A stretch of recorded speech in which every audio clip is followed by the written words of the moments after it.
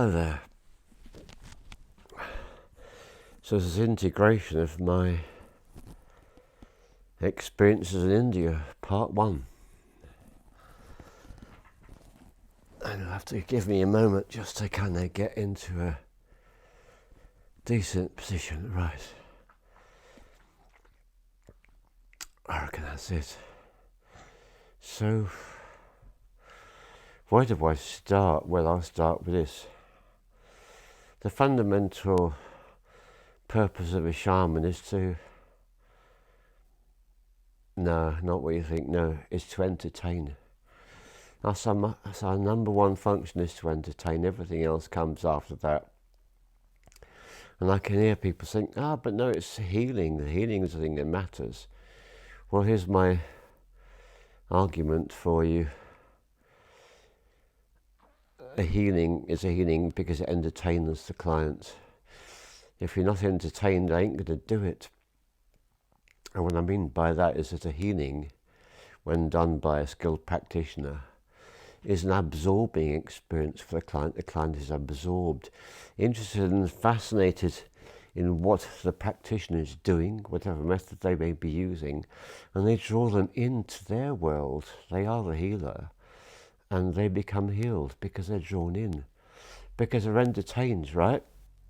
So here we are, that's what I'm doing today.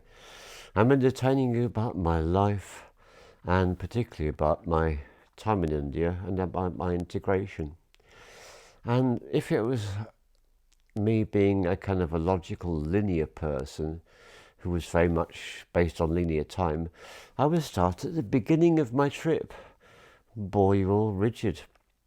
That's not the way I'm going to do it. I'm going to start where I start, which is here. So it's Sunday and I got back on Tuesday, and I'm going through a really big discharge. It's probably one of the biggest discharges I've ever had to go through. And it's because India has been a utter initiation in so many ways. I would say there have been 2 experiences travelling, and when I say travelling, I mean travelling like in the 3D, in an aeroplane, that kind of travelling. There have been 2 experiences of travelling that have utterly transformed my life. Number 1, the month I was in Jamaica, a long time ago. Number 2, this month I've been in India. Both utterly transformative. When I struggle to find words to explain to people what being in Jamaica is like, I eventually hit on something which made all the sense in the world. It's like being on LSD for a month, that's what I used to tell people, and it actually was. And it's because the country I came from, England, the colours for most of the year are so muted, so toned down. The sounds are so attenuated. Everything is so minimised. It's like, imagine you got like this TV screen, but not a TV, maybe like a hollow TV screen from the near future. And you can have it set on different settings. And basically the contrast on all the colours and the shades and the intensity of everything, in the UK it's turned down. In the winter it's turned right down to almost the lowest setting you can imagine. Everything is shades of grey and green and brown, but more grey than anything else. Well, it isn't winter now, so there is a reasonable amount of contrast going on. It's June. But I've just been to a place where the contrast and the intensity is many times stronger and more powerful and in your face than this country is ever capable of being, in my personal experience. And that's the only way. It's very similar to Jamaica, both really whacking up the intensity. Another old-fashioned term for you is, imagine you've got an old stereo system and you've got the volume knob. Someone just turned the volume knob up to maximum, and it's been at 2 for the last year. It's that kind of a flavour I want to give you. So powerful, intense, initiatory, dragging me out of my comfort zone so rapidly I forgot they even existed. In other words, just the very thing that I like to experience more than just about anything. And so I am so grateful for this experience. And rather than waxing eloquent upon how incredibly grateful I am, I'm not going to do that. I'm going to talk about what's going on with me now and since I got back. So I got back on the Tuesday afternoon, and I was given one day of grace, one amazing day of grace. I was in fully functioning mode. In fact, the first thing I said to the person who'd been looking after my house, I said, would you come with me into the wild nature and we can have a chat? I'll tell you a bit about how things have been with me. You'll tell me how things have been with you, looking after my house. And to my surprise, the answer was no. Now, in the old days, what I would have done a long time ago, I would have gone into my autistic masking mode. I thought, well, this person needs a grace than mine. Excuse my language, but fuck that. I knew that wasn't the case. I knew that whatever this person had been through was like nothing from what I'd been through. And I'd just been through this whole month, but more than that, I'd just been through more than a day of being in aeroplanes and airports. And I knew that my need was so overriding and so great that it did come before any other need in question, which is I needed to be in a place away from civilization. I needed to be surrounded by nature, and I needed to be in pristine, beautiful, gorgeous, clean, pure air. And I also needed to have some pure water with me. And I knew I could make this all happen. And so I invited my friend who'd been looking after the house to come with me, but the answer was no. So, okay, if you really don't want to come, that's okay. But I'm just letting you know this is what I'm going to do. And I gave a very brief explanation about why. Because what I knew is I needed to ground. I needed to be in pure air. I needed to be away from all trace of civilization in a natural landscape with the woods at my back and the wonderful, wonderful view straight ahead of me of the gorgeous Somerset dune landscape. So that's what I did. I organised myself, got myself together, and that's where I went. And that did its magic. And I enjoyed a little smoke. And I sat under the green, leafy oak tree. Oak trees are all about endurance. And it felt very appropriate and apposite because I felt I just endured a month for all sorts of experiences. This is the thing I need to be doing. And so I did.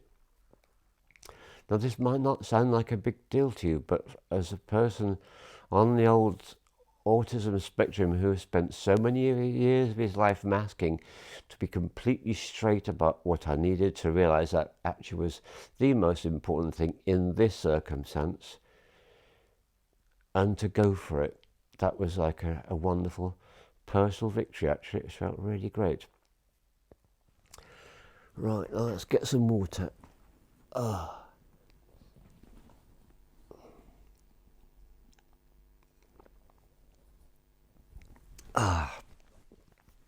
So what I'm doing is I'm showing you with my integration. So an integration is something that people do when they come on the Nature's Medicine retreats with me.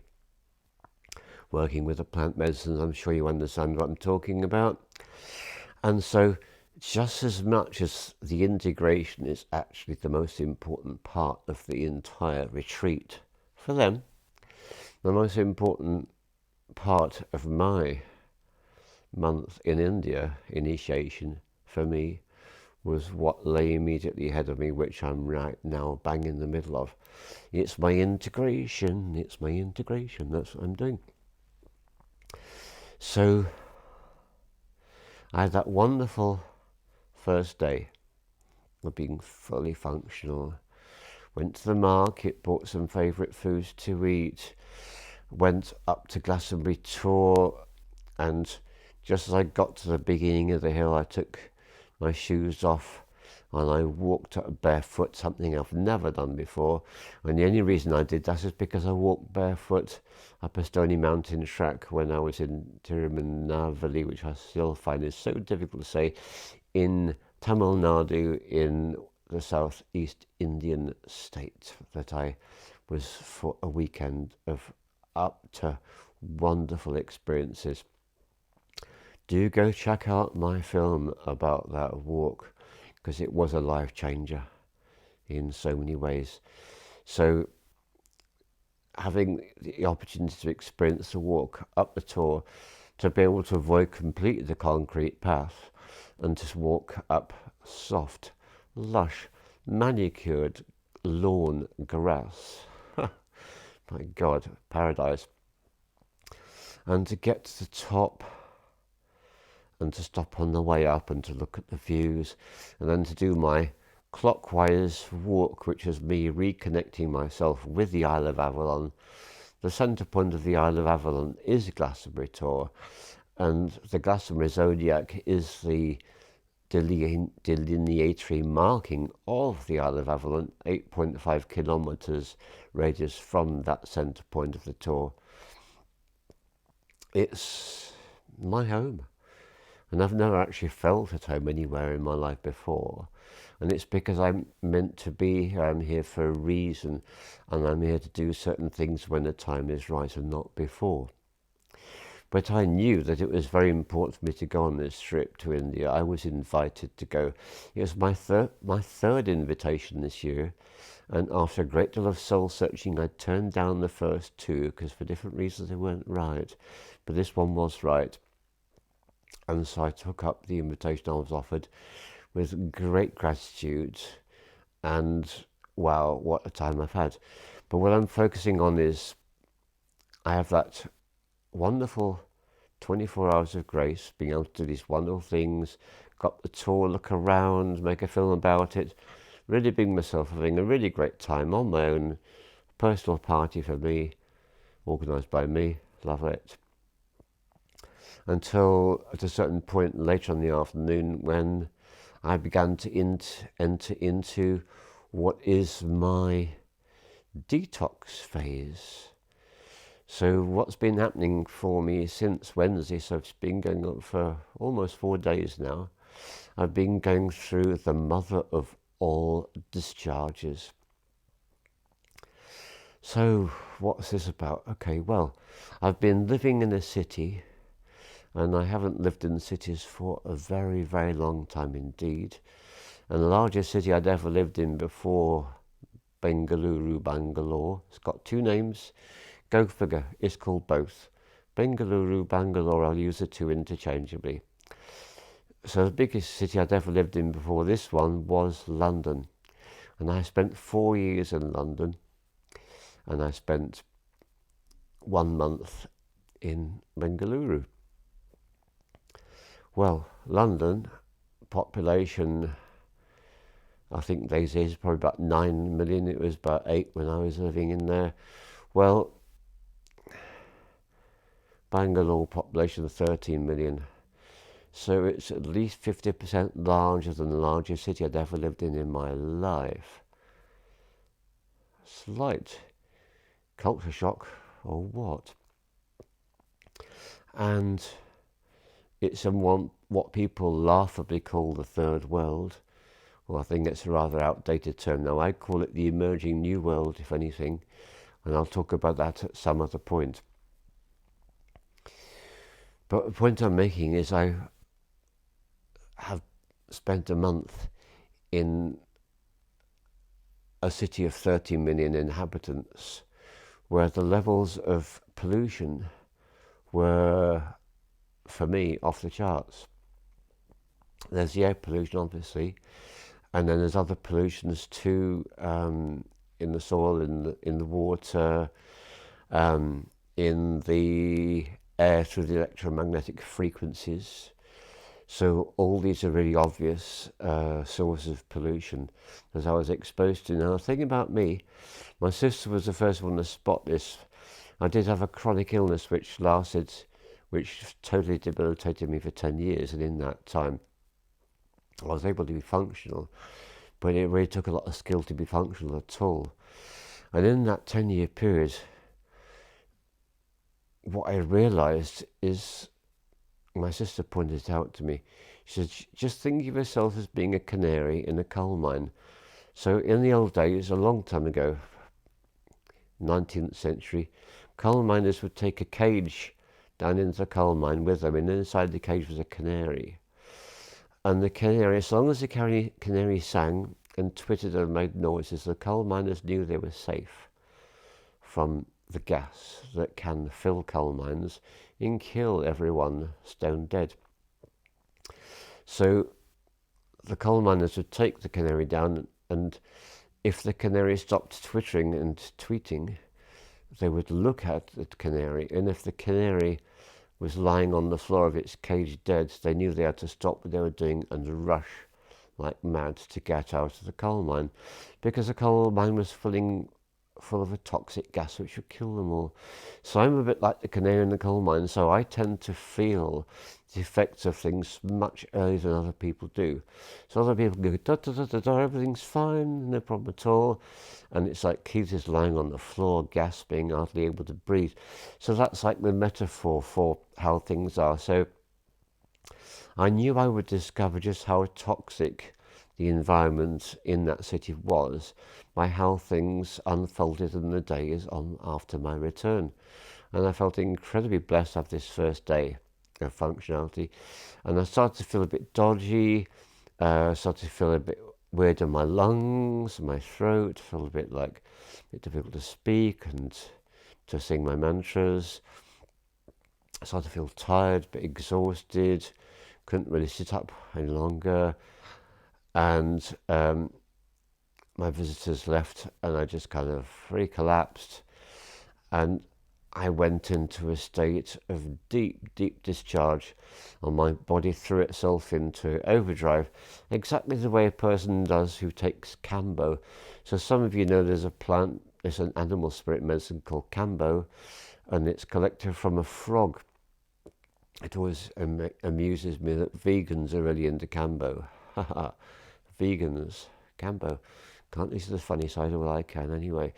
So people take this Cambo, and it's a poison that is contained inside the frog skin, and the human beings have to extract it from the frog, and they cut a hole in a person's skin, and they put the poison into the person's bloodstream in that way, and the person is poisoned. That's what it is, it's a poison. And their body goes into this same discharge as my body is now in, which is, oh my God, I've been poisoned. Let's expel all the toxins ASAP. And that's what happens when someone takes Cambo. And the reason why it's such an effective animal spirit medicine is because, as well as throwing out all the poisons from the Cambo toxin, it throws out all the other poisons which are lying around in that person's body as well. That's why it works. It's very effective. So I'm having the mother of all discharges, and I know that it's going to take longer than 24 hours. I know that. And all the toxins that are in my body are going to get kicked out, and that includes everything I've been taking in that's been toxic to me in the last month. But also the added bonus, anything else that needs to be kicked out will get kicked out as well. So I go into a state of, it is what it is. I can't pretend to be thrilled about this, because I know it's going to be pain, there's going to be discomfort, and I'm going to lose my functionality. And that is indeed what's happened. So this morning I have had an incredibly unusual day for myself, because what have I done? I've read a book, I've been in an Epsom salts bath for a long time, and I've had breakfast, and I've managed to get the washing done, and all that was actually quite difficult because of the pain in my back. So I'll attempt to be slightly coherent now. So what is this discharge I'm going through? So it's a cough, the lungs feeling that they've got stuff that they're clustered up with and needs to be got rid of, a little bit of melancholy, only a very slight tinge of melancholy. It relates to a discharge to the lungs. And then back pain, which makes it difficult to walk and difficult to stand. And the only thing that is actually acceptable is to lie down like I'm doing now. Sitting up eventually can be painful, and standing and walking is going to be painful straight away. So there's those things going on. As well as that, there's this really freaky thing that happened to me when I got out of my first Epsom salts bath. The morning after my return from India.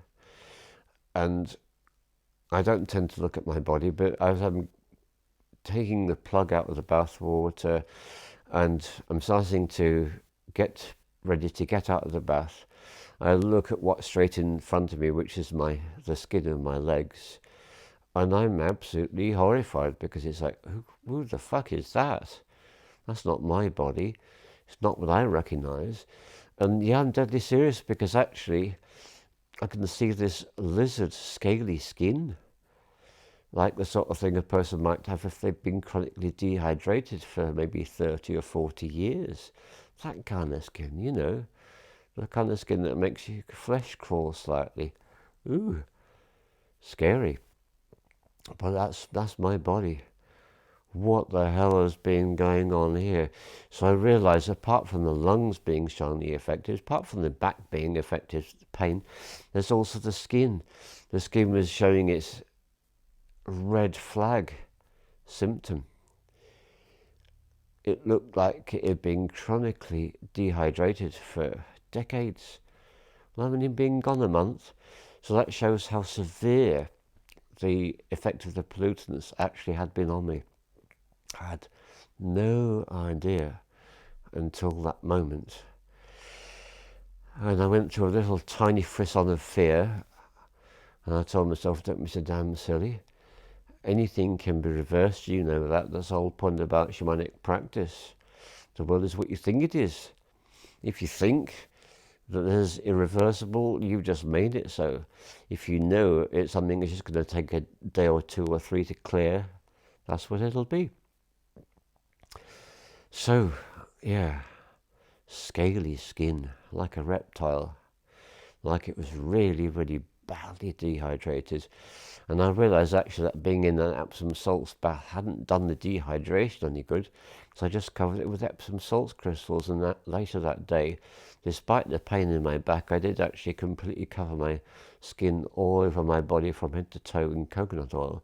But by that point, it had reached the point that my legs below my knees were in a state of acute pain. They were in distress. It was like really quite agonising. And I knew I had to do something.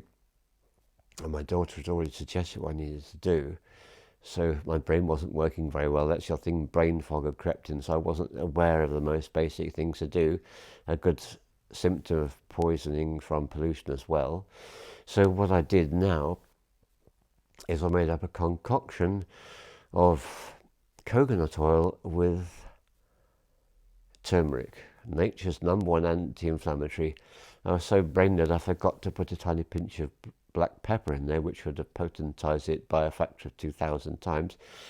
Brain wasn't working. Anyway, put the turmeric in the coconut oil and slathered it all over my legs, so my legs were now coloured bright yellow. I thought, yeah, I expect I'll pay for this tonight when I go into bed.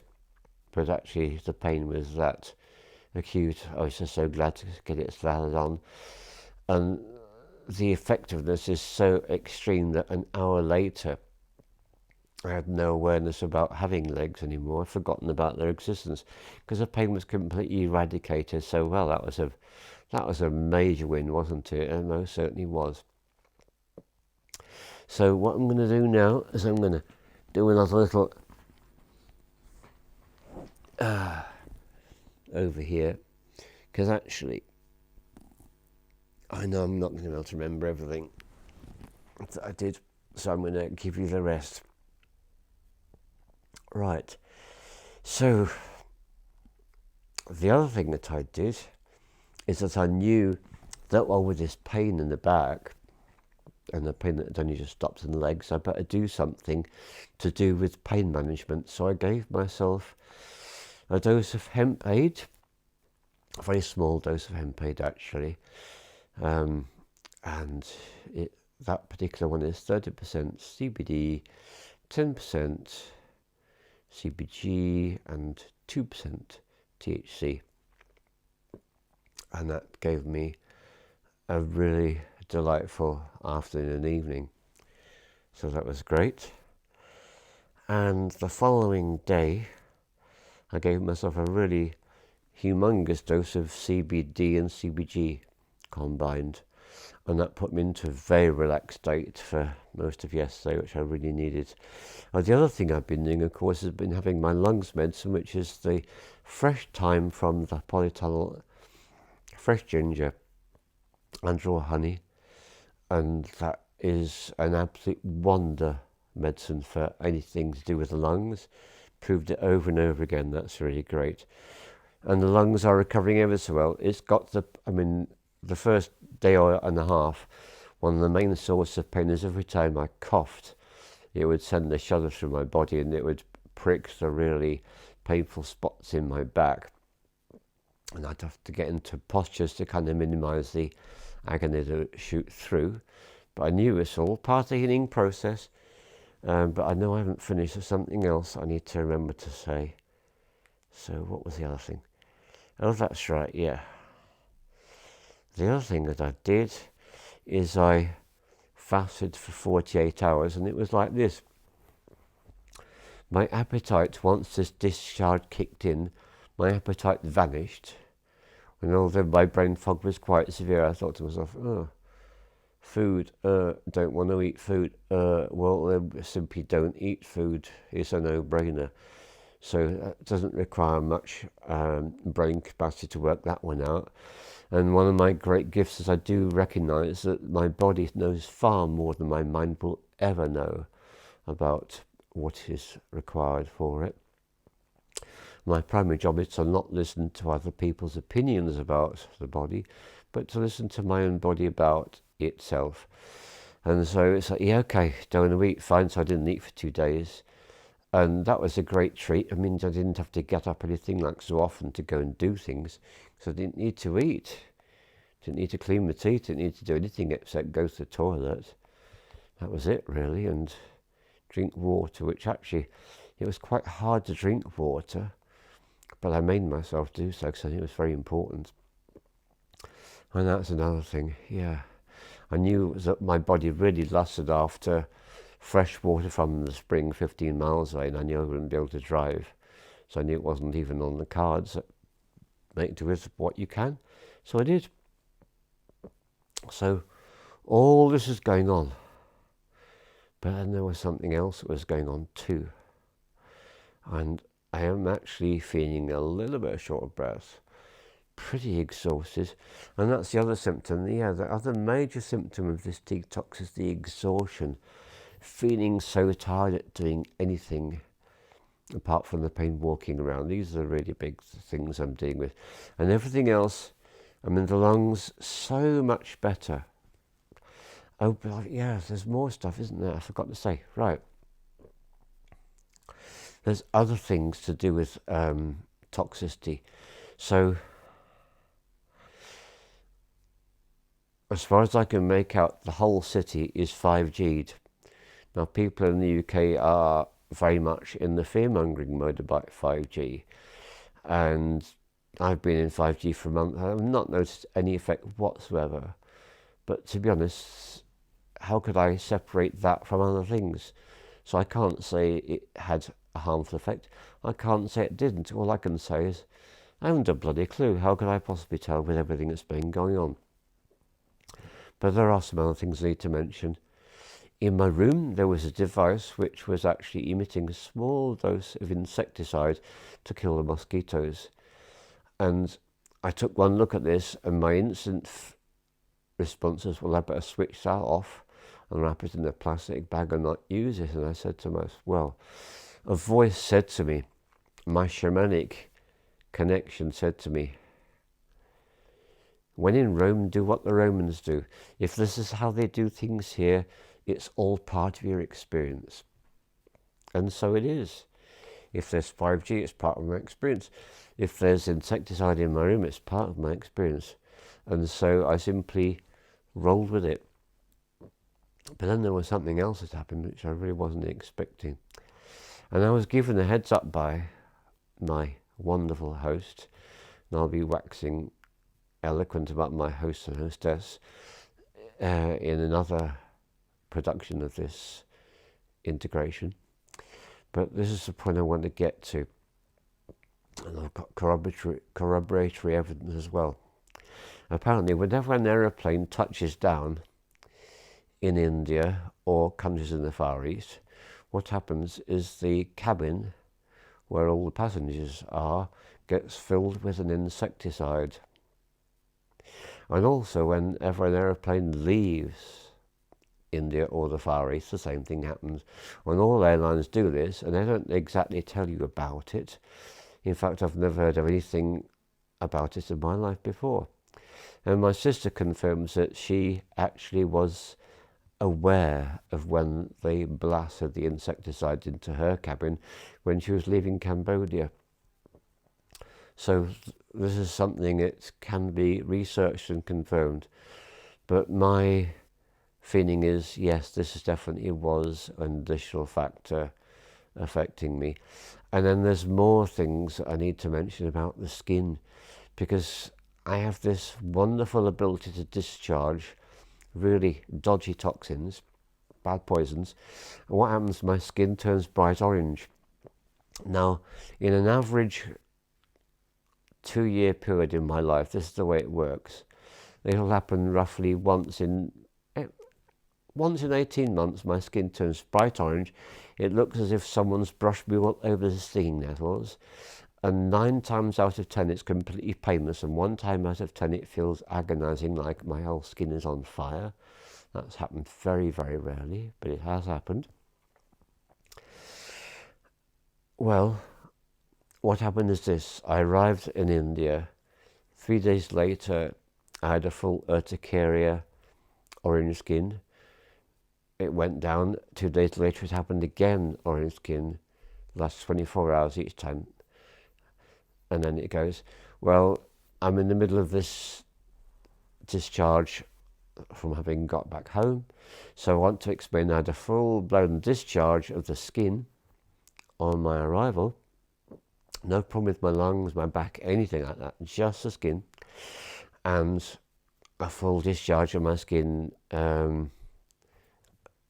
after having arrived back home. Yeah, really, I'm not functioning very well, am I, at this point in the film? And it happened twice. So I've had 3 urticarias in just over a month. Normally I have 1 in 18 months or 2 years. That gives you an idea of just how much in the way of toxins I've been able to get rid of. And this is the thing. Something I do every single day, and I've been doing it for a long time, more than a year.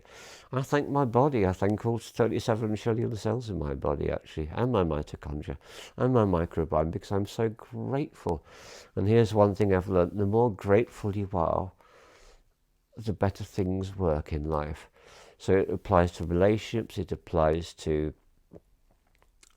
the relationship with money. It applies to health. So because I am so incredibly grateful to my body responds by being totally kick-ass in terms of getting out the crap. It really does do an amazing job. And I knew before I went that there was a high probability I'd be exposed to a lot of toxins. And I was very, very happy to take that on the chin as part of the process. And to experience India as do as the Romans do, be as everything is, immerse myself, embrace myself in the experience, because what are we alive for but to have experiences? And how terribly piss poor to just hang around in a country or in a part of a country where the pollution levels are very, very low to be almost non-existent. I will need to explain to you exactly why in another film. But yeah, come on, for God's sake, Keith, you know you need to rest. So that is the end of part 1. Thank you ever so much for being with me on this journey. I have really not talked about any of the exciting shamanic stuff yet. I thought I'd have touched on it before the end of the part 1 of the film, but no. But it involves negative energies, it involves possession, it involves sorts of really dodgy shit, which is going to thoroughly upend everything I've said to you so far. All the love to you.